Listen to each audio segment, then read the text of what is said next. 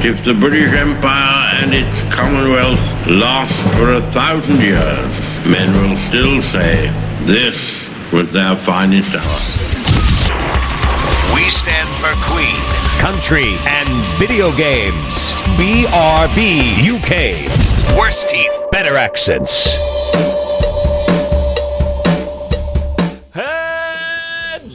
Hello, and indeed ahoy, ladies and gentlemen, and welcome to episode 263 of BRB UK. The one after the one that I wasn't on because I wasn't at EGX, and it made no sense to me just to be a spare wheel in a room because I would just be going, video games, yeah, great, good, brilliant, so back to normal. You could have just been the question master. You could have just asked us everything, and we could have given you all the information. Yeah, that sounds like a great use of several hours of my time because I don't know what you're like on a Eurogamer podcast. You could have been the moderator. Let's not lie, Dan. It kind of suited your purposes to play more Destiny too, eh? Yeah, and also, I was quite unwell. Yes. And so well, not was the week of Eurogamer. And so was the week after. Yes. But hey. Anyway, say hello, Coleman. Hi! I say hello, Timothy. Hello, Timothy. Hello, how are you both? I'm still ill and off with being ill, and as I noted last year, going into the kind of cold season and getting flus is terrible time for VR. Terrible time for me to be trying to review VR games as well. This is not good. Do you think this is a sensible time of year to have video game expos? Possibly not. Bearing in mind that everyone's getting ill with colds. Well, I think it's one of those things. I think it kind of has to be at this sort of time because of the builds being available post E3 and post Gamescom. There isn't really another time in the year they could do a big game show in the UK, I don't think. I think the problem isn't so much the video game show being what dates and times it's set, it's cramming that many people into a room, because this is the year that, in between a giant crowd of people all queuing up for a particular game, I decided, hey, I'm just going to duck into my bag and grab something, and oh my god, the air down there is not pleasant at all.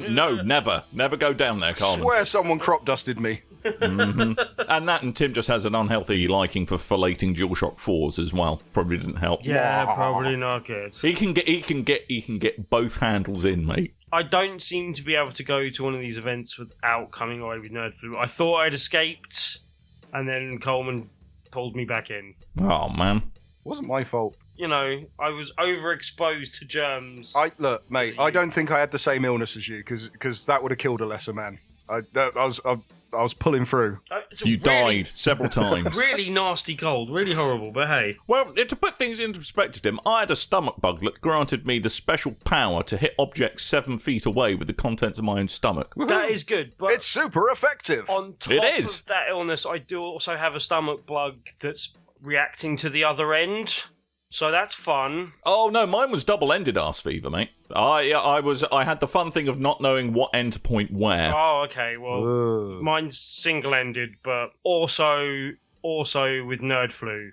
Nerd flu, stomach bug, great combo. Should we call it even? Have we all been brave little soldiers? That's what I want to know. We have, haven't we? Let's just say that we're all losers in this one. And if you're just tucking into your dinner while you listen to this episode of the BigRedBarel UK podcast, enjoy. 7 foot away. Maybe you're getting ready for work in the morning and you've got your podcast on while you're eating your breakfast. Enjoy those Cocoa Pops. Absolutely. Hey, are you listening to us at lunch? Or are you having some form of soup-based goodness with floating little bits of vegetables in? I just vomited. Have fun. Enjoy your lunch. Minestrone. Yeesh. Video games. BigRedBarel does not condone listening to this podcast while eating. So, Coleman, we'll do a close to home tale first, because we're going to be talking about Nintendo. But Coleman, you bought a Switch. Yeah. Yay! How was it? Broken. Oh. How was it broken? So I was perusing the Amazon warehouse deals, because sometimes you get refurbished consoles and they're cheaper and they work out to be better than the actual retail ones because they have less tendency to break out the box because of manufacturing issues or whatever. So I bought a Switch for £200. I thought that's a pretty good price for a Switch. That is a pretty good price for a Switch. Yeah, and it turned up, and it literally looked like someone had kicked it from the depot all the way to here. The box it looked like something was either clawing in or out of the box. It was just destroyed. Did you get the special Doom edition and had some kind of hellspawn already escaped from the box? I think that's what happens, yeah. Yeah, I figured, hey, as long as the console's fine. And everything seemed to be fine. And then I went to put the Joy-Cons in, and one of them didn't slide in on the left side. And I turned it around and realised that the whole console had warped, like it'd been bent, like someone had sat on it. Jesus. So that's going back. Well, I mean, sometimes you've got to be careful with these warehouse deals, because apparently I was reading on Reddit that someone, I'm not sure if it was Amazon or not, but decided to buy a nice shiny new GTX 1080 Ti card, which is the top spec video card you can get for the PC. Now, it shares a kind of a reference board design, so you can put the shroud from a 1080 Ti on like a 1070, I believe, or if not a 1070, then a 1080. And what someone had done is they bought a 1080 Ti, swapped the cooler around with their old video card, and sent their old video card back complaining that they were having problems getting it to work. It ended up in a warehouse deal, so someone got absolutely done over by their nefarious games. What a dick. I mean, if it's Amazon, you're fine, because they're like, hey, yeah, you got that on our warehouse deal. We have to, we certify everything. We guarantee it's okay. So someone somewhere is getting fired. Yeah, I mean, it could be the warehouse deal. It could be someone trading in a Switch that was knackered. It could be that it arrived by Hermes, and they're Tim's favourite courier company. Oh, God. Or Herpes, as we like to call it. Hey, do Hermes need an entry in this year's Extra Life Ford Transit Showdown? We tried to find them before. I would like to put a forceful ban. I don't think they should be able to call themselves My Hermes, because you are definitely not My Hermes. Anyway, not in my name. Yeah, no. I don't know of a worse delivery company, and that's saying something. Yodel? Considering delivery. I've had worse experiences. Yodel. Well, actually, this now brings Hermes up there, but I've had some real bad experiences with Yodel, including Yodel's them. The worst one, other than My Hermes. My Hermes is the industry leader in. I have literally watched the website, and it's going out for delivery, out for delivery, out for delivery, and then a Yodel van pulls up outside my house. I went, oh, that's for me. And then the guy sits there for a minute and then drives off again. I go, oh, guess it wasn't for me. Refresh the site, and it goes, delivered. I was like, no, it's not. And then screaming at people on the phone trying to get this sorted out, and they're going, oh no, it's definitely delivered. It's definitely delivered. It must have. Someone at your house must have it. I was like, it's just me here, you absolute dicks. And then, sure enough, like 1 minute before the office closes, it switches to attempted delivery. So I don't know what happened there. Well, that's what happened. So this has been your illness and delivery courier failed attempt podcast. But it's not just Coleman whose life Nintendo has ruined. I might be overcooking that particular pie a little bit. But also, they hate YouTubers. Well, still hate YouTubers. Yeah, confirmed. Yeah, so Nintendo apparently has announced a new policy restricting live streaming of its games on YouTube. Yeah, so this is the... So what's the dealio here, Coleman? Well, this is the Content Creators Program. If you remember a while ago... back in the times of YouTube, where all of a sudden people's videos were getting pulled and content ID restricted and monetization being removed and all this kind of... It's still a problem that happens today, but not in such a prevalent way. Whereas a lot of companies got around this problem and went, well, we'll let people stream our games. Some people restricted recording or streaming, all these different kind of ways around it. Nintendo's idea was, which apparently YouTube approached them to offer this service, and they were the only company to take it. But they basically went, okay, you join the exclusive Nintendo Creators Program. That gives you the right to make Nintendo videos, and we'll take a cut of your profits for doing so.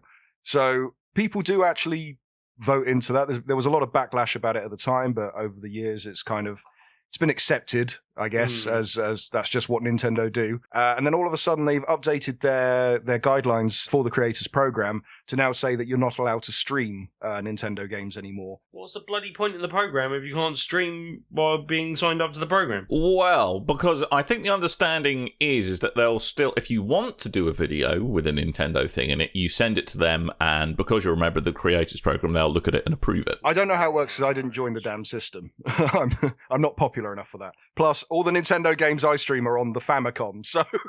So what? And you're probably violating some form of copyright law there anyway. So I think it's out of time now by that. I think they only last like I think they only last like 19 years or 20 years, the actual terms of service. So you're probably all right. A lot of people think it's a knee-jerk reaction to the whole PewDiePie thing to stop people streaming Nintendo games and swearing or saying some kind of hate speech or something on there. So they're afraid of being kind of condemnation by association, basically. Pretty much. But that's not the reason that's been given. They haven't really given a reason. But there's actually ways around this. Apparently the guidelines don't apply to those using YouTube gaming. If you've ever looked at YouTube gaming, I don't think anyone does because it's all available on YouTube anyway. Yeah. So if you do a YouTube gaming live stream, apparently that doesn't play to the rules. And also Nintendo's advising that Nintendo creators create a separate channel for live streams in opposed to their video channel. What?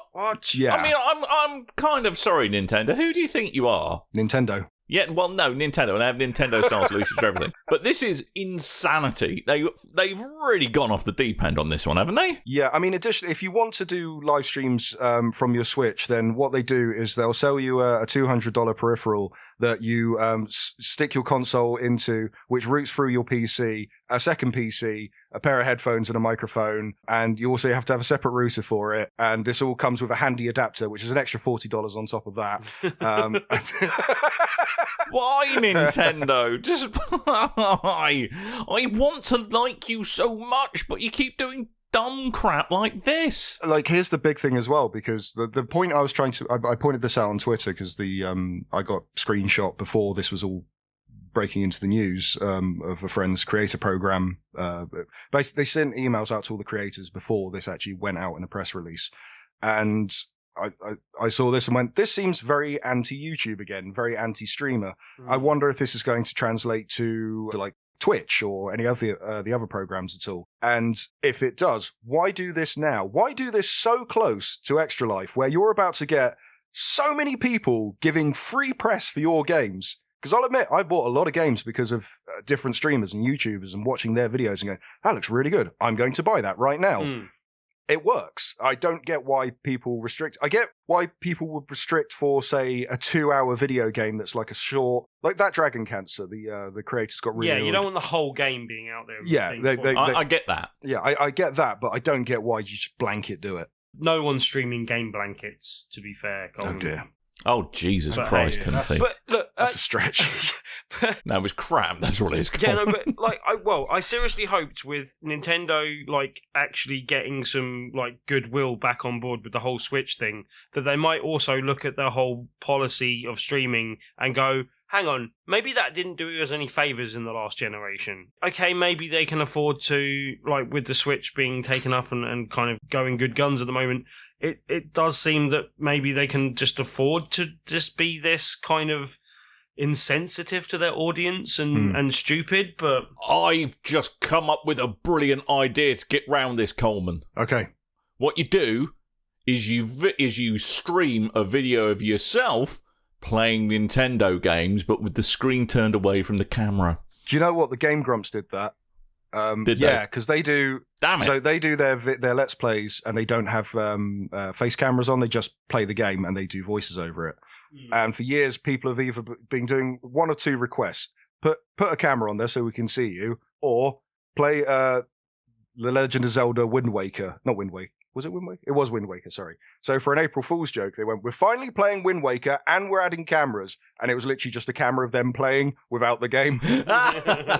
Genius. Well, someone's already had my clever idea, damn it. But anyway, it's not only Nintendo that are in the news, unsurprisingly. Andrew House, somewhat music. Surprising. Andrew House music, Andrew in the House. He stepped down as PlayStation CEO, which I'm moderately surprised by. Yeah, sad news. Yeah, is he, I'm assuming, all is well with Andrew House? Yeah, it sounds like he just wanted to go on to other things and try new challenges, possibly, by the sounds of things. But yeah, it's a bit sad because... Yeah, but with quotes like that, it sounds like he's auditioning for the next series of The Apprentice. I need a new challenge. Possibly. But yeah, I mean, well, he seemed to be doing a good job, and PlayStation seems to be in a good place, and partly through his stewardship. But yeah, so it's one of those things where, you know, you worry that the next person that comes in might not be quite as effective as he has been in his tenure. But we'll see, basically, yeah. So, yeah, I mean, I think because the guy who stepped up to the plate is their deputy president, Tsuyoshi Kodira, or John, as he's known to his mates. That's a real cop-out and trying to shorten that name. Or do you reckon it was like, you can't call yourself Yoshi, mate, you're working for Sony, not Nintendo. You can't call yourself Yoshi. Yep. So, John, can you do John? It's John or Bob. You've got a choice, John or Bob.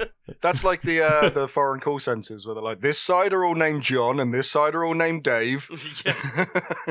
Hello, sir. My name is Bob. It really isn't. How's the weather in Bangalore today? When I worked for B-Sky B in our call centres, tech call centre in the Philippines, they would take their names from popular TV shows, and every now and then you get a call for it's like, "Hello, this is Homer calling you from the technical services department." You go, "That's not your name, is it?" I mean, that's the thing. I just use your real name. I don't care. I guess I it don't might care. make it more difficult if you can't pronounce it in conversation. Is the problem there? I mean, obviously, if you're calling up Nigel Farage to give him some tech support, probably not the best idea. It's mainly because we're idiots, I think, is the problem. Yeah, I think you're right. If you're Nigel Farage and you're calling anyone in any customer service abroad, then change your name. Change your name. Yeah. Don't say you're Nigel Farage. Yes. Little tip there. Yep. Yeah, but we're getting sidetracked from Andrew House. Yes. We are. Andrew in the house music. Andrew in the house music. Yes. Wiki wah. Yes. Yeah. Oh, by the way, talking of in the house and yo, it's your boy. I think I found a YouTuber who I got that from. Really? Okay. Are they called most YouTubers? DPJ's Destiny videos. Just watch it. Okay. That's all I ask. DPJs. And you will see where that's come from. So he's peak Twitch person. Okay. Peak Twitch person. Peak Twitch person. Yep. Peak Twitch has been achieved. So yeah, Andrew House has stepped down as PlayStation Global, but out with the old. He's not that old, I'm pretty sure, but in with the new. There's a new PlayStation VR, Tim. Do you feel gypped yet? Right, no. Right. But I am annoyed, but not because of the headset. Right. So let's go through the headset. That's fine by me, though, at the moment. So basically, the updated headset means that because at the moment the headphone cables are separate to the headset itself, right? Well, you basically plug the headphone jack into the kind of inline remote type thing that has the volume control on the PSVR headset, basically. So you can plug any set of headphones. Okay. But now it's like a built-in set of headphones so there's no way to use an alternate set, presumably. Well, I think they're inner earbuds, but they're optional, I think. Right. And that's all now bundled into the cable. And Yeah. do you know what I like Mm-hmm. in my cables? Do you know what I like about a cable? Slimmer cables. Oh yeah, and streamlined. Oh. I'm not sure quite what the difference between slimmer and streamlined is. I mean, is it we've strapped this to the face of somebody, stuck them in a wind tunnel at 200 miles an hour, and their drag coefficient was lower? Is that what they mean? If so, that's a really niche use case. Well, no, basically the cable is slimmer overall, and there is less cabling to worry about, and the cable from the headphones. So they've just tidied up the whole thing a bit, which it's not the biggest concern in the world, but it does take away a mini problem of occasionally getting wrapped up in too many cables and all that type of stuff. It's not the biggest thing in the world. It on its own, it definitely won't push me into wanting to buy a new headset. But just be aware that if you are going to buy a headset, that you should look out for the new version rather than the older one, because it probably is a bit easier. So, I mean, what I think they've got is the pass-through box at the moment. I think can it do 4K? And it certainly can't do HDR, but the new one apparently can. The problem with the pass-through box is that when you're connected to a PlayStation Pro with the PlayStation VR, if you want to enable the HDR mode, then you need to unplug the PSVR from the console. It can't render the two things at the same time. It has an issue with that. So the new pass-through box, that's going to enable that functionality again. Okie dokie. Just to make a couple of things clear, one, I slightly misspoke before when I previously spoke about it on the podcast, because I thought it was the 4K signal and the HDR that would not go through the pass-through box. No, just the HDR. But it is just the HDR. Someone corrected me on that, and that has been corrected. But also, don't be mistaken, this isn't giving any sort of a 4K signal or HDR to the headset. No. That doesn't happen at all. It's just literally the pass-through. And Obviously, if you've got a 4K TV, that might make a difference, but it only makes a difference if you have a Pro, a 4K TV, and have the new PlayStation VR headset. And the other thing to note is as well that even though it's kind of obviously the new gubbins to allow HDR and 4K is in the breakout box itself, but you cannot just buy a new breakout box because the cables are different, because they're streamlined and slimmer, Timothy. They're not compatible. Because the cable isn't different. Yeah. And they have announced that there's no kind of exchange program for the existing ones either. They've announced. Yeah, but again, like, I feel sorry for someone if they are in the, slightly isolated cases of having an HDR ready TV and having the Pro and having the PSVR headset. Because on behalf of everyone else on the planet, boo-hoo, I hope your diamond shoes aren't too tight. Yeah, exactly. Like, I don't think there's too many people, but it does mean that there are a few people that have to go through an annoying set of hoops every time they unhook their thing. But at least they've now solved that problem for other people going forward. I don't know about anyone else. Basically, though, it does now mean that my slight mistake and this new, it does actually mean that it's worth me getting a Pro, whereas I didn't think that was the case previously. Because I don't have an HDR-ready TV, but I do have a 4K TV. So it might be worth me picking up a Pro at some point, possibly. How did you manage to buy a 4K TV that doesn't do HDR? Because I think that's possibly one of the reasons I got it on the cheap, but it was literally cheaper than a lot of the 1080p TVs that were around the same size. I basically ended up getting, it was a choice of, or I could get 2 extra inches for the same price for a 1080p, or I can get a slightly... Is that girth or length? Yeah, definitely. But I can get the size that I got, which was pretty much the same size as my previous TV anyway, and had like a thinner edge and stuff like that, but came with 4K. So I was like, well, sorry, I'll get the 4K one. Its refresh rate and its latency is also measured in years. Yeah. If Tim presses a button, he gets the visual feedback about 4 hours later. But it looks great. But, to the point where I've had friends come around and go, what's better about your TV? Is that a 4K TV? And I'm like, well, yeah. But I have had a couple of mates actually notice the difference, kind of thing. Now you just need something that can actually output 4K, Tim. Well, yeah, but fortunately it's a smart TV. It's got built-in apps, and Netflix does 4K. So I'll admit, your TV, even though you don't use a PS4 Pro or anything, playing Uncharted Lost Legacy on your TV and playing it on my TV, you definitely have a crisper image on there. Yeah. It is a nice TV image. But yeah, again, I don't think that the pass-through box or any of the other kind of modifications they meant make it worth...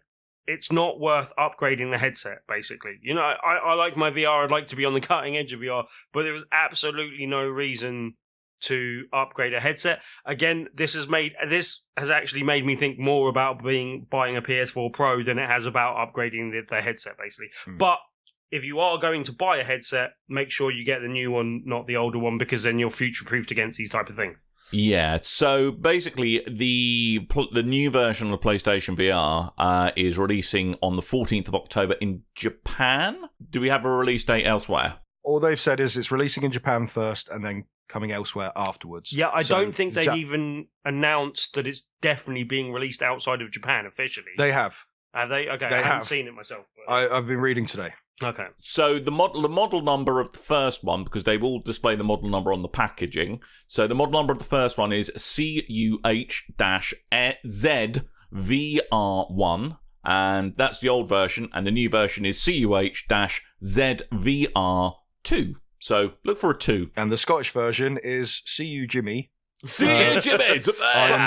Iron but Brew. Also for saving you having to read every box and the code on every box. I love doing that though, Tim. But I'm just saying the packaging has been upgraded for all the new ones as well, so the packaging itself will actually be different and noticeably different from the outside. No, actually, sorry, I'm just going to have to correct.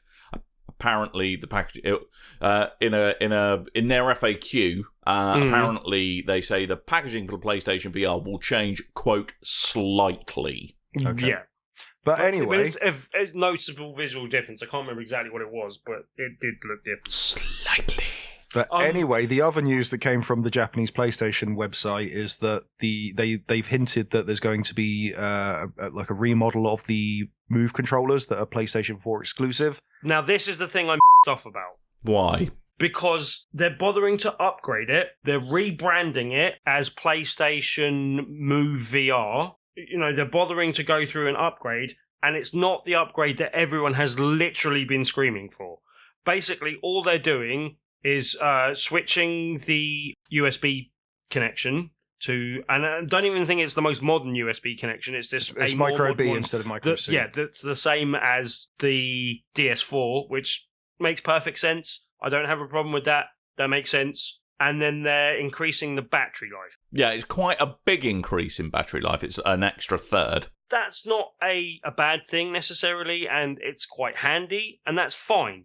But if you're bothering to go through that, literally anyone that's in PlayStation VR and has played a lot of PlayStation VR has been screaming for them to actually make one massive change that it needs to make, and everyone was expecting them to. We're going to hear about that massive change any moment now, Coleman.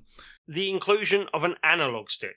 It sounds simple, it bloody should be, but because they haven't used, and I had to look up what the bloody hell they were called, but on the PS3, when they launched the Move things, you had a unit that went with it that was called the navigation controller. Yes.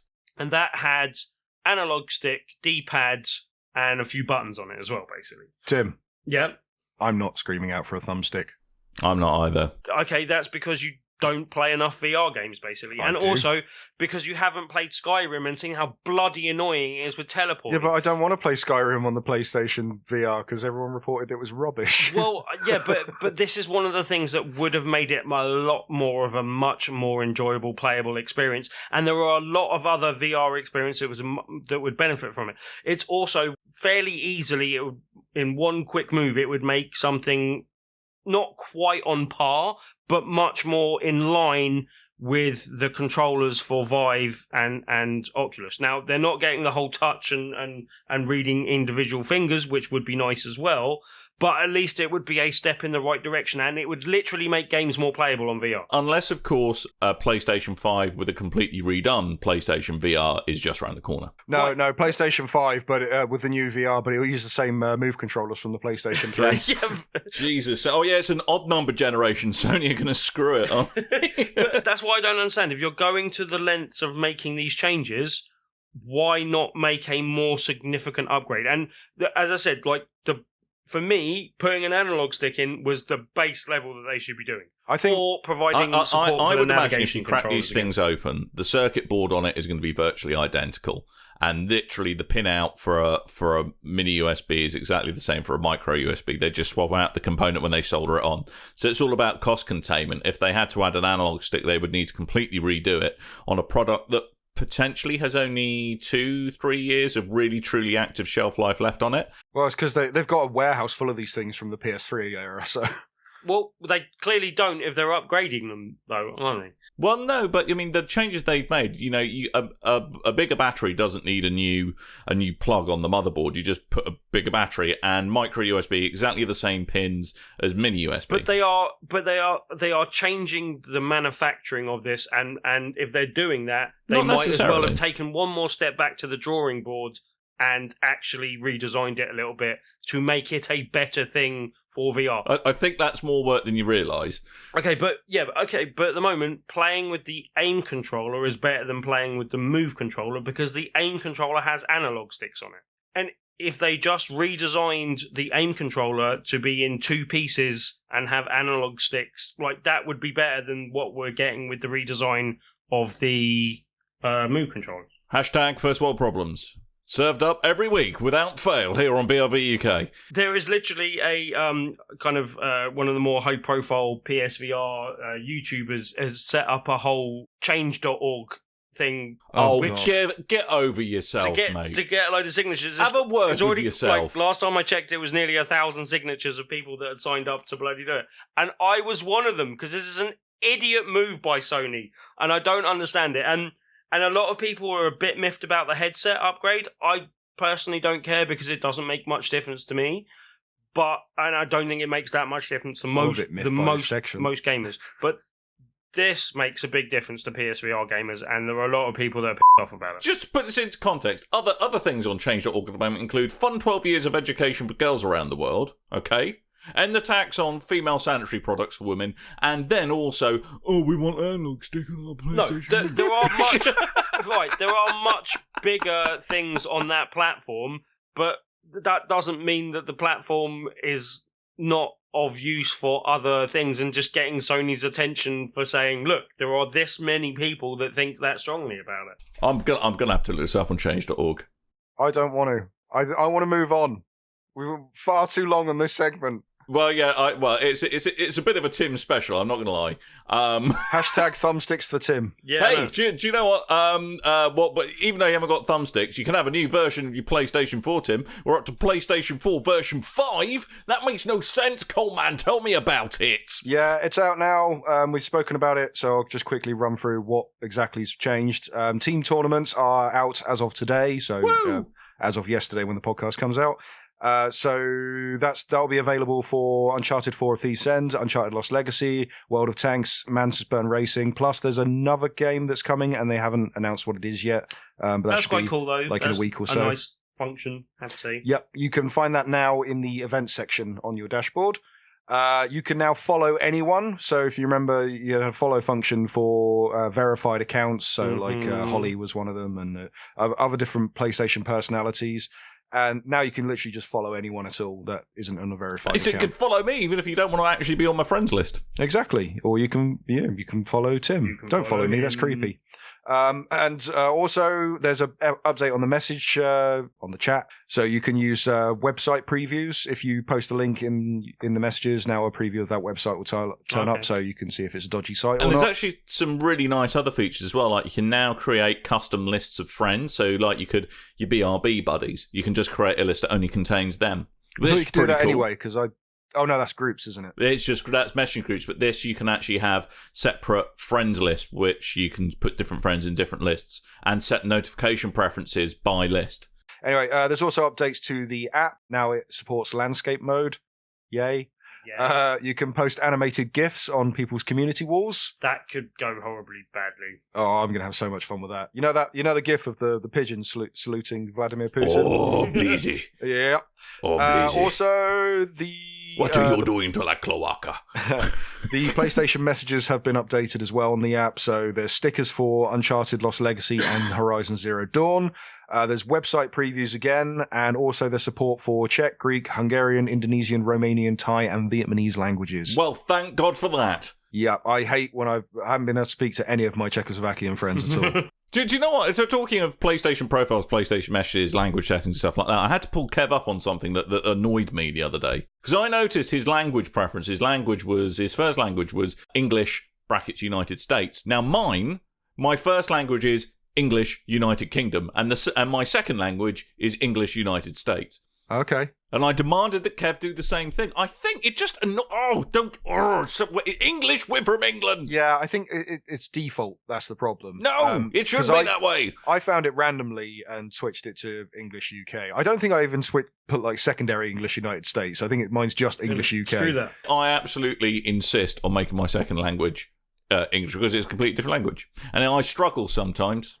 I set my secondary language to French because I'm always saying, mind my French. Pardon my French. Hey. Or try and set to something really random just to see if people start speaking to you in a random language. Is this like on Facebook when they set up the languages for pirate speak and they're going, oh my God, I've changed it to pirate speak and now I can't switch it back. Gob would be a nice language to have. Gob is a good one. What language would you choose if you could, Tim? YouTuber. Thanks, Tim.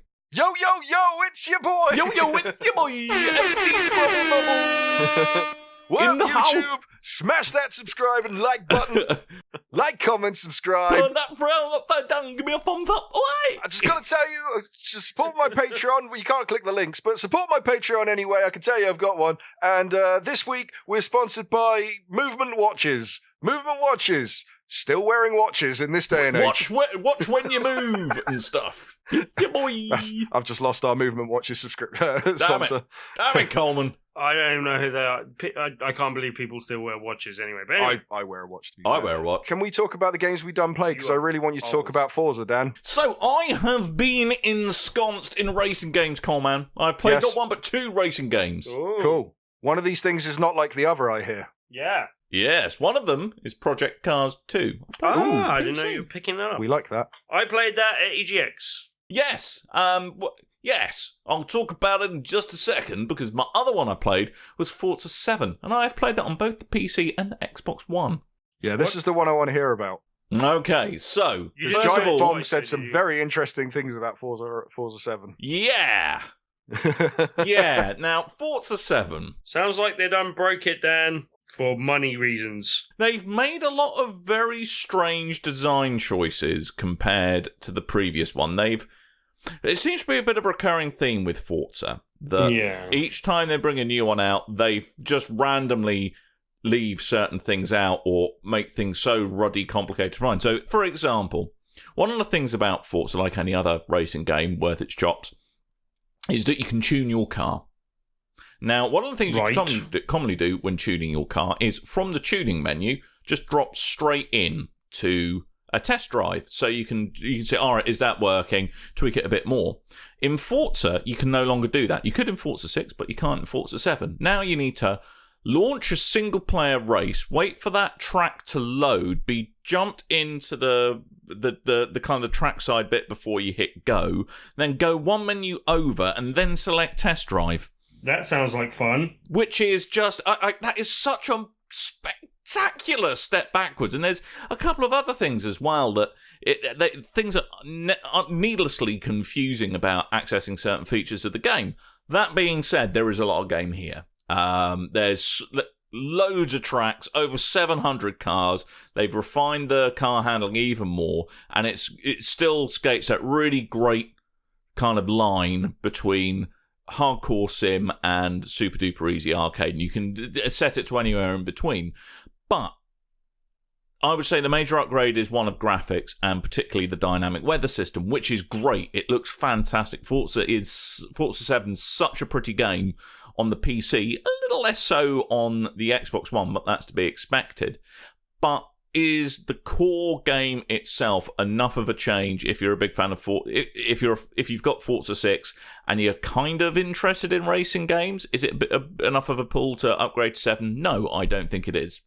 And they've also stiffed over people who've paid extra for VIP membership, but they are sorting that out now, where basically it was a cash grab. Yeah, I was going to say, apparently they've dialed that back. The report's going that they've just done a U-turn on it, basically. Like we did there, Tim. The kind of the big brouhaha was that the rate of in-game currency for all previous Forza titles, if you're a VIP member, you earn money at twice the rate, which they removed initially from Forza 7, but they are going to sort that out, apparently. So, yeah, it's a bit of a mixed bag. It's a lot of it is kind of, it feels oh so close, but just some of the design decisions they've made, and this is again a bit of a niche thing, like changing the values that get surfaced in the tuning screen. So quite commonly what people do is to get like a base tune for their car, is they'll use one of the commonly available kind of calculator apps. And quite a lot of them, like specifically to set gearing, use the engine's torque, not the horsepower, to work out where engines can't talk, Dan. Oh, Coleman. They just growl. They go. Rrr, yes, they do. But that is them talking. I think you'll find to Tim Allen. Yeah, it is. But they no longer surface that for reasons best known unto themselves. So there we go. Maybe so the apps can't make use of it, I guess. But what's the interest in doing that? Yeah, I don't really get that. One of the other things I heard that they changed that was weird, but they seemed to change because they wanted more money out of people, was the fact that you don't get a bonus for like disabling some of the in-game aids kind of thing, like the driver aids. Yeah, what's funny is that one of the things they introduced in Forza 6 but didn't really make much of is this idea of mods, where basically what mods are The dudes on the people in the scooters. 1960s who drive scooters. That's obviously where you were going to go. And basically, all of the bonuses for that, and also the bonuses for being a VIP, they've got kind of bundled into these limited use mods, which are essentially, a bit like kind of burn cards from Titanfall, where like you can. For 3 races, you can get a bonus for turning the racing line off or using manual gears instead of automatic gears. But they're it's not available a in like permanent loot thing. box equivalents, is that right? Yeah, they are. Although, I mean, I can't see any evidence of being able to buy these loot boxes with real money, only in-game currency. But, Got to admit, I love loot boxes in games. you love a loot box. I love loot boxes. You love a loot I don't know box. if I've ever mentioned it on the show. Do you love a loot box? Love loot boxes. Wow. Do you know what? I'll go out of my way to play a game that has a loot box. Really? Oh, love loot boxes, Dan. Any other boxes you like in games? Pandora's. Pandora's, right? That boxes. well-known box. I knew a girl called Pandora once. Never got to see her box. Hey! Okay. Sorry, that's a Notting Hill joke. Yeah. Yep. Oh. Carry on. Did you really? I didn't know what you were referencing. You pulled a joke from Notting Hill. I was talking about it to someone yesterday. It stuck in my head. Sorry, carry on. That's pretty low. So it's a bit of a mixed bag, and all of there's a whole. One of the things is there's whole new. There's now your driver XP, which is your leveling up, where you get to select something each time you level up. Then there's also your car collection XP, which, depending how many cars and how rare they are, you get extra awesome points, and that unlocks additional races.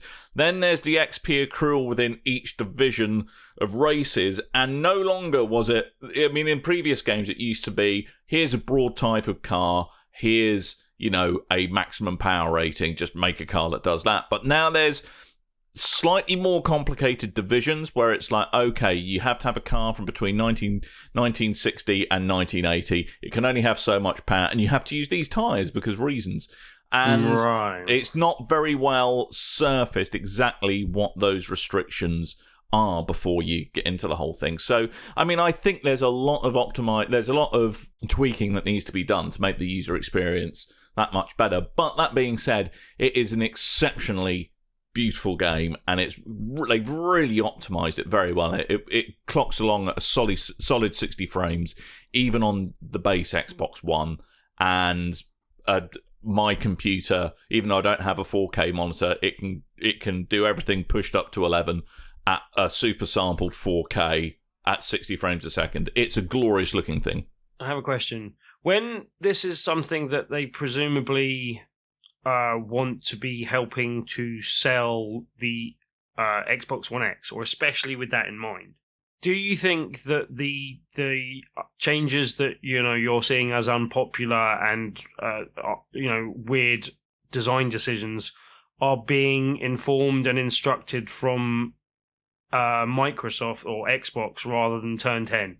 I honestly can comment on that. I mean, it's not the first time a Forza game has taken weird steps backwards in some ways from its previous title. I mean, I think it's probably more on Turn 10's end.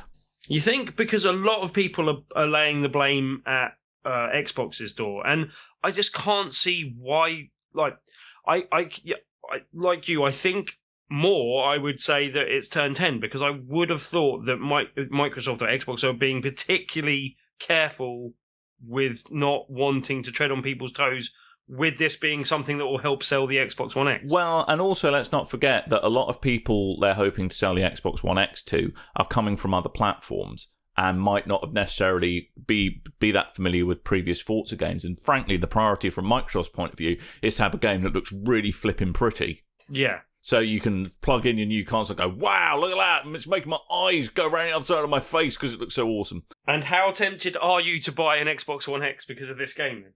Am I going to buy it? Well, no. Because I've got a decent PC and it's a play anywhere thing. Aren't they speccing Forza Horizon 3 for Xbox One X? I wouldn't be surprised if they do a little upgrade to it. Yeah, so if that's the case, I'd be more tempted into an Xbox One X for that rather than this. Because that looks more fun. literally thought with all the bad press that's coming out about Forza 7, I actually thought I'm more likely to buy the Hot Wheels DLC for Horizon than I am to can buy we just Forza do that? 7. Yeah, We're both off tomorrow. Can we just play Forza Horizon Hot Wheels instead? Yeah. And I have to go to work tomorrow, Coleman. But I'm working from home. From home tomorrow, so I might also join you. We do need to get up to raid ready levels as yeah, well. you flipping do. Yeah, Plus, you I'm flipping thinking do. of starting Even as a Bleezy was hunter. jumping into the raid. Bleezy, you're being outdone by Bleezy Coleman. I was at work! So yeah, but also, it's not just Forza 7. I have played not as much of Project Cars 2, but I have played some Project Cars 2, and it is quite interesting. They're very contrasting styles of racing game. Project Cars 2 is unashamedly much more simulation heavy. yeah, It's very beautiful. I mean, it's still a really great racing game, and it feels a lot more polished than Project Cars 1 did. really? Okay. Which really wasn't that polished in some places. It's still got places where it needs a bit of tweaking. It looks and really pretty in places still, though, the first game. It does, but so kind of getting around the game, menu navigation, that kind of stuff, sometimes looks a little bit janky. Do you have to spend 8 years in go-karts before you get to a proper car? No longer do you have to spend 8 years in go-karts, and now you can actually control cars if you've got a controller. Yes. Rather than just spinning off every 3 seconds. I was actually surprised, because you're saying it's more sim heavy, but I was actually surprised at, I don't think you'll have heard it from the last show, but I actually spoke about playing it at EGX, in that it was the Gamescom build on the E3 build that we played before, and it seemed to play really nicely, as in, like, it seemed a lot more approachable and easier to play than the previous game. Yeah, they have toned it down a great deal. I mean, there's a much more kind of gentle on-ramp to getting used to kind of a simulation style driving game in a good way, though, arcadey no? one. Because that's what it seems from I think, improving it, you can playthrough. still have a game that eventually turns into a really hardcore simulation, but still make it accessible. And, I think that's a good thing. And I mean, the thing about Project Cars is it really is a proper car nerd game, like down to the way that even if you're running Project Cars 2, even on a PS4 or an Xbox One, it can spit telemetry data out, which you can then load into an app in real time on your PC or your smartphone, and just kind of give you a complete data readout of what's going on with the car. So okay, cool. And they've got a whole kind of custom application interface on the back of it. So, like, people have been making custom pit lane announcer mods where they've worked it out. So if it notices that your kind of the car is bottoming out, that it will tell you. Sorry, what's out? You're bottoming out. It's what happened to me last week in between the vomiting. Oh dear! I bottomed right out, mate. But it will kind of give you real-time feedback. There are mods that will give real-time feedback about your car. And the other thing as well, which actually it does better than Forza, is with car tuning. They've also got this kind of car mechanic clinic where you can go, my car's not turning quite as much as I'd like it to, and it kind of takes you through, that's just one example, a series of questions, and will actually tell you what you need to change on the tune and why you need to change it. So from that way, it's really good, and Forza could learn a thing or two from that. So Forza 7, Project Cars 2, both driving games, but still very different games. For most people, I'd imagine Forza 7 is going to be scratching their itch, but Project Cars 2 is well worth a look as well if you like your simulation-heavy stuff more. Right, I am done. You two need to talk about games that you played. Right, one more question before we let you get Damn off it, Timothy. How awesome are the loot boxes, Dan? How awesome are what? Loot boxes, they're great, aren't they? Mate, I love them. I love loot boxes. I love you them. kind of alluded to this, but with dodging the actual question for yourself. So the one thing I want to know is, if you could only choose one of these two games at the moment, which one of them would you pick up? Oh, that's a good question. Ooh, probably Forza. What, and it just edges it on the content and cars, or? Because I just prefer the handling model in the game. Right, okay. I just prefer the way it feels to drive cars using a controller. I don't have a steering wheel and pedals and stuff. I think if I did, then I would go Project Cars. Then you'd probably go Project Cars. Okay. I tell you what, after all the complaints, because there have been quite a lot of complaints about Forza 7, whether that be like on the side of Turn 10 or from the side of Microsoft, but I really hope Sony are like going to really just knock it out of the park with the next Gran Turismo, because like now's the time. They actually got a Gran Turismo coming out this year. Yeah, and from what I've played of it, from what I've played of it so far, they're doing a fairly good job. Like again, you might not have heard this, Dan, but I played the VR version again and played a more recent build of it, EGX, and that I really liked as well. And even with a steering wheel and pedals, which I'm not very good at, I still found that more enjoyable than I did previously. So yeah, I'm encouraged, at least, basically, by the small portion I've seen. Worth noting, because the demo for Gran Turismo Sport is out now, and if you play that and plan on getting the game, all your progress transfers over from the demo to the full game. I shall be shoving that down my internet pipe right after this show. Nice. Yeah, feed us back and let us know how. No, you won't, because you'll be doing the raid and you'll be too scared of limiting your internet connection with downloading demos. I know you too well, Dan.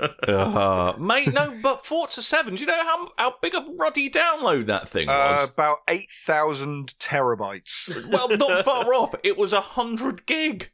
Whoa! That's before the DLC. 100 gig! The game was 45 gig, and the day one patch was 50 gig!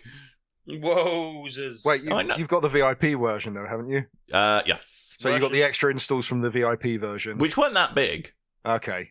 Then the Season Pass is going to come out, so you're going to have more stuff with that. And apparently they're going to do yet more upgrading at some point. I don't know. It's all very confusing to me. Ooh. Just take me back to Destiny. I know what's going on there. Anyway, we're rolling along on time, and you two have two games to talk about, so talk about them for the love of Capcom Infinite. Yes. How is Infinite? Have you got to the end of it yet? It's not, no, because it's Infinite, Dan. It's in the title. Tim? It's Infinite. It's what? Infinite. Tim? There we go. I heard it too. Infinite. Infinity. Infinite I can understand, because finite. Yes, infinite. Yeah, but infinite. Infinite. In Blackest Day. Yo, with your boy, the Infinite. Right, so yeah, to be fair, I don't think I've gone through the whole thing. We haven't gone through the whole story mode yet. I haven't actually completed all of arcade mode, although I did get to the boss. I just got off with him, and it was late last night, and I couldn't be bothered to finish it because I wanted to go to bed because I was ill. But yeah, cool story. The base game is good, and the kind of fighting and some of the changes they've made that I was a bit concerned about going in. The main one being the fact that it seems to have dialed back the craziness a bit and just gone to 2-on-2 versus 3-on-3. I think that simplification helps make the game more approachable for new players and just in general kind of thing. It's a bit less crazy, it's a bit less hectic, it's a bit less difficult to understand what's going on the screen at any one time. According to you. Yeah. I'll get to this in a moment. Well, no, because in comparison to the previous game, it is Tim gets confused by doors. Well, just the fact that if you're tagging someone in, you know who you're tagging in. It's not a case of you have to remember. No. I'm not. Order of people that's not the confusion. Right? Okay. I admit the game is fun, but I was in hysterics when we were first playing this game because you know the way they do these special moves, and they do a power move and it will zoom in on the character and there's flashing lights that go past them and they'll shout something as they do it. Yeah. And me and Tim are going back and forth, constantly either switching characters, doing double team moves, doing single team moves, doing infinity power gem moves, and it's just Power Stone, I'm going to do this move, tag in this guy, do this. And there's just so much crap happening on the screen. I was I don't know what's happening. I'm winning, and it's brilliant, but it's hilarious. And when you don't know, when you haven't got used to the different Power Stones and how they, or different infinity gems, and how well they done. Well operate, saved, Tim. Well saved. That becomes a bit more difficult. But once you question. To that layer of things a bit more, that becomes a bit more approachable as well. Yeah, I have a question. When did fighting games become so bloody complicated? And it was when they brought back Street Fighter. God damn it, Capcom. Well, not even before that. The whole tag team thing does make things a bit more complicated. But But yeah, I mean, as I said, I think this game is more approachable, and that is also borne out by the fact that they have simplified like the button inputs for the combos, the air juggles, and the kind of major special moves as well. Like before, you were like having to do like double fireballs and 2 buttons at once. Now it's just like, do you want to press this button? There you go. There's your super move kind of thing. Or if you just want to press the 2 triggers at once, that does your kind of your infinity. Like, we're giving you a complete complex about saying the word infinite now. No, but yeah, like that all does seem to be simplified and streamlined a little bit and stuff like that. I actually really quite like the implementation of the infinity crystals or infinity gems, whatever you want to describe them. Other than the fact that I don't see me in a proper competitive kind of environment, i.e. playing a game I want to win, there's only one of those things I'm ever going to use, and that's the reality stone. Like, having got used to them and played them differently and kind of experimented. Time stone, mate. But seriously, I will kick your ass the next time we play. I'll kick your ass. Come at me, bro! Come at me, bro. But yeah, come at me, scrub lord. I'm ripped. And apparently that's borne out online as well, and also like apparently online is literally just teams of Dormammu. Dante and Dormammu. Ultron, and that's really? part of the problem as well. That is that there are some characters that seem almost head and shoulders above some of the other characters in there. Yeah, I heard it was Dante and Dormammu, because Dante is ridiculously, much like the previous game, he's ridiculously overpowered. Yeah. But that's why he's my main. Well, yeah, but that's the thing. He seems to be everyone's main because he is ridiculously overpowered, and it's not just that he's overpowered. He's overpowered and easy to kind of mix up and play with as well, kind of thing. And yeah, I mean, I don't mind that so much. That was kind of the case in the last game, but there does seem to be aspects that do seem to be lacking from this version, basically.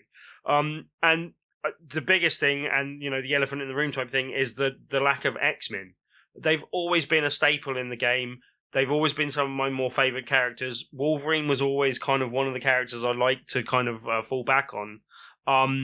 And it seems extra bad that Black Panther was a kind of pre-order bonus type thing, because apparently he plays quite similar to how Wolverine used to play.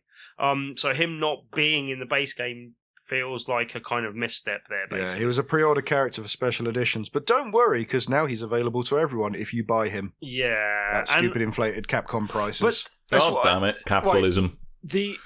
As I said, the base game, and when you're fighting amongst your mates, if you're fighting online and all that type of stuff, is fine. And the addition of the story mode, it's a bit cheesy. You've got to kind of go along with the tongue-in-cheekness of what's going on. And the storyline is arse, basically. But in terms of like seeing like the crossover of characters and the universe, and that's quite nice, and it's quite fun and well played with like throughout the story of the game type thing. And that's fine, and everything I've seen from that so far, that seems okay. The problem I've got with the story mode is like you're kind of going through and fighting a load of kind of Ultron clone type things. I can't remember what they call the general Ultron bots, you know, the kind of robots and stuff. So you'll fight a load of those, and you'll be fighting a progression of those, and then you'll like get to like one character that you're fighting, usually either as a team or just as an individual yourself. And it just means that you end up playing through a load of battles that aren't at all challenging, and then you get to something that's significantly harder than the ones before. And it kind of makes this really weird kind of up and down kind of progression in terms of challenge. And that just didn't seem that satisfying to me. Likewise, in arcade mode, you play through like half a dozen fights. Then you get to Ultron, who's like just a single character, but really cheap and hits like extra hard compared to how he does in the rest of the game. And he's okay to fight against. But then you fight against Ultron Sigma, and he just fights a bit differently. Like, he takes up like a whole half of the screen, spits bots out at you occasionally, like turtles up so you can't hurt him at all, and spits bots out occasionally, and then just kind of hits you with like massive moves that do like a massive amount of chip damage that are really hard to dodge entirely, but will do a ton of chip damage even if you're like just standing in them and stuff like that. And he feels a bit too cheap for my liking, basically. As I said, I literally gave up playing him because I'm like, I'm not having fun doing this. I'll come back to this another time, sort of thing. But yeah, I mean, it just seems to me there's a lot of mistakes made in the formation of the game and the design choices of the game that have been the same mistakes made in Capcom fighting games for the last 5 to 10 years. And they just don't seem to experiment, push the boat out. I mean, as I said, they've got a story mode in here, which is better than something. So hopefully they're learning and taking steps in the right direction. But just like the training mode is just... They've tried a little bit, but they just don't seem to have done enough with it. There's not enough feedback as a player when you're trying to learn the systems and what's going on. There's not enough feedback of what you're getting wrong and what you're not doing right. It doesn't say, "Oh no, you pressed the X button too soon there," or "You didn't do that." It's just like takes you through the combos of, "Hey, go backwards, go forwards, jump, go up, go down. Now do a 10-button hit combo type thing." And you're like, "Oh, for Christ's sake, like, where did that come from?" I don't know. It seems like the training mode takes you through every like move in the game, but it doesn't do a good job of training you to be better at the game, which is what I want a training mode to do. And yeah, as I said, just odd design choices. The arcade mode's quite limited, and there doesn't seem to be, because the story mode like has you going through and just like it picks the person that you are, and you're just kind of randomly fighting whoever suits that portion of the story at the time. The arcade mode is literally the only mode where you can go and pick the characters that you want to play as and practice as those characters or play through as those characters. And it just means that you get like 5 fights where that's worth playing and then nothing else type of thing. I mean, like in two like boss battles that aren't like the rest of the game. I don't know, it just seems like a mixed odd bag with some odd things missing. But the base game, as I said, is fun, and there's enough there. As long as you're going to be playing it either with friends locally or online, you'll probably get enough out of it, and there's some good stuff to be seen. But if you're not going to be doing that, I'm not sure I can recommend it, basically. Wow. I liked it. Thanks, Coleman. That's all right. Not sure if it was worth the like full price of admission. Pick it up in a sale probably, but I liked it. Although I'm tempted to go back and buy, because they re-released Marvel vs. Capcom 3, didn't they? The Ultimate Edition on PS4, and that quite often goes on sale for like £15. Yeah, and it's got more characters in it. It's got more characters. It's got X-Men in it for you, Tim. Oh, right, but one of the other things, I don't know about you, like, for me, one of the main driving forces through playing through a fighting game is unlocking new characters. Yeah. Like, that was all, and I don't understand... No, you got to buy them now, mate. Yeah, and I don't understand where they just go, here's all the characters straight away that are in this game. And you're like, okay, so I don't feel motivated to play through any of the game anymore, thanks. Yeah. Like, I don't understand that at all. That's a common complaint with modern day video games and me. Well, modern day video, but definitely modern game fighting games. And I don't understand it at all. Like, Tekken was the same. Like, Tekken had every one of its characters open from the very beginning of the game. And you're like, well, what's the point in me? Like, I'll just play it with my mate. The excitement of bringing the game home and completing the arcade mode 20 million times to get all the characters. All gone. But yeah, it was literally like the driving force that put me through that, and the excitement of, who do I get to play as now, kind of thing. You know what I mean? Like, and it's just all gone, and I don't understand why that's been taken away from me, kind of thing. Anyway. If you want a crushing soulless grind to get the one thing you haven't got, may I recommend Destiny? You'd love it. So, yes. So, was that? I thought that was Coleman's game to speak about. I know it was Tim's game to speak about. That was Tim's game to speak about. It was his birthday present. Yay! Thank you, Mr. Coleman. Birthday, Tim. Yeah. I feel bad for not raving about something that you gave me as a present, to be honest, but that's okay. I kind of need to be honest to my audience. Do you know what? I took a gamble. I thought you'd want to play it, but not pay for it. So No. But it was exactly within that. I was pleased to own it, and I'm pleased I do own it, and I'm pleased to be able to play it, but I'm not sure I'd recommend it to everyone else at full price. Like you said, pick it up in a sale. Kind of. Do you know what the problem is, Dan? What with you? It's broken Britain, mate. No VR. Oh, yeah, it's good. If there was a VR component in there, you'd be all over it. He would. He'd love it. He loves a bit of VR. We are out of time, so we're going to have to skip bloody zombies again. Well, again, I still don't feel that I've played enough of that because I haven't played more of it this week through illness. But in its place, I would just like to say, because I got an email from our friends at Sensible Object, Beast of Balance is now going retail, so you can buy that in shops, and that's a really good game for parties and stuff. Yeah. Splendido. Yeah. Check that out. Beasts of Balance. Check it out. But do you know what we need to do before we completely run out of time? Tim? Yes? Timothy, Tuesday is Tuesday. Tell me about Tuesday. Tuesday is indeed a Tuesday, Dan, and we had lots of people there last week. It was quite full up in the bar. Anyone that doesn't know, each and every Tuesday we do an event called Tabletop Tuesday, and if you come along to that event, we have a different feature game every week. If you play that feature game that evening, you have a chance of winning a copy of that game at the end of the night. Now, I normally here and on the blog have already announced kind of the game of the week. I'm holding off just because I'm getting a load of new stuff in tomorrow. I want something new and exciting for next week. I've still got a few things in hand if that doesn't happen, but I'm just trying to get something new while it's hot. Get it while it's hot. So yeah, look out for an announcement on Meetup Group, which is Meetup/Tabletop Tuesday, where we have nearly 1,500 members. I'm sure that isn't an actual internet address. Meetup/stuff. Stroke. Meetup Tabletop Stroke. Tuesday. Well, just go to Meetup and That's a search different- for Tabletop Dogging on the Tuesday. internet. That's all you need to Yes, do. that's a very different website. But also, Yeah, exactly. also you can just go to our blog. We will have those details up most probably by the time this podcast is out. That'll be BigRedBarel.com. BigRedBarel.com. Or you can follow at BigRedBarel on Twitters and facing books and all that type of stuffs. And we'll have the details Internet /dash Stroke. Big Red Barrel. Yeah, that's what you get. Stuff. Good. Glad that is settled then.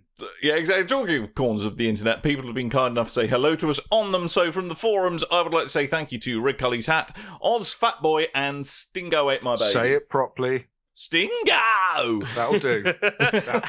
That'll do, Doctor. That'll do. Thanks. And from Twitter, I would like to thank Richard Kirk, Mark Fawcett, and Nelly. I've got no one to thank, so instead I'll read out a code. Yeah. Well, I don't think we should encourage people not... Anyway, okay. Well, yeah, give us more reviews and stuff. That would be nice. Yeah, But reviews in iTunes for change. But if you don't, there's a chance we'll read out this. We haven't thought this through. that is not the reason. I just want to read something. So okay. I got given a code for a month free Xbox Game Pass. Xbox Game Pass. The Netflix of video game services. I threw up in my mouth as I said that, sorry. Oh, God. No, so yeah, we've spoken about Xbox Game Pass a lot in the past. You can, it's a monthly subscription. You get access to Xbox One games and Xbox 360 games. You can download them instead of stream them. And as I discovered, if there is a game that's on the Xbox Game Pass that is also a Play Anywhere on PC title, you also get access to it on the PC. Exactly. And they have announced that they, like something that I suggested before that I didn't think they'd do in a million years, they will be launching games on Game Pass at some point. Yowza. So it's definitely something worth checking out. So if you fancy grabbing yourself a month free Xbox Game Pass, then you'll need this code. First come, first serve. Get ready. The code is DPVVG-P2G3RP6JJCCHTVY74FZ. Indeed. Good. I know it was quick, but I want to make it challenging. Oh, you could have done it quicker. Could we DPVVG-PP2G3RP6JJCCHTVY47FZ? It could have been D to the P to the VVG to the P to the B to the 2G3 to the R to the P to the 6JJ to the C to the C to the HTV Y74FZ, baby. Yeah, shizzle and stuff. Please don't do that again, Coleman. Yeah, no, see that. I reckon that's how we read out codes every time now, Coleman.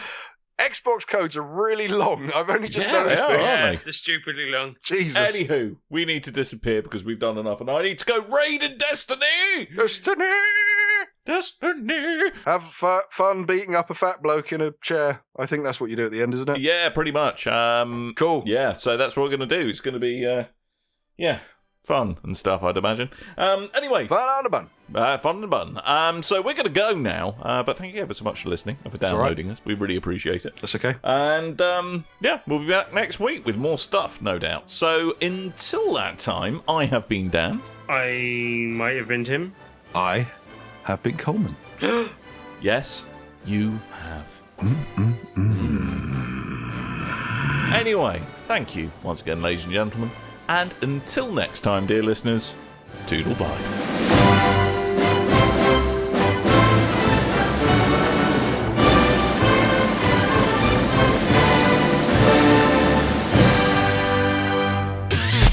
You and your ears are quite welcome. For the podcasting goodness that you just heard.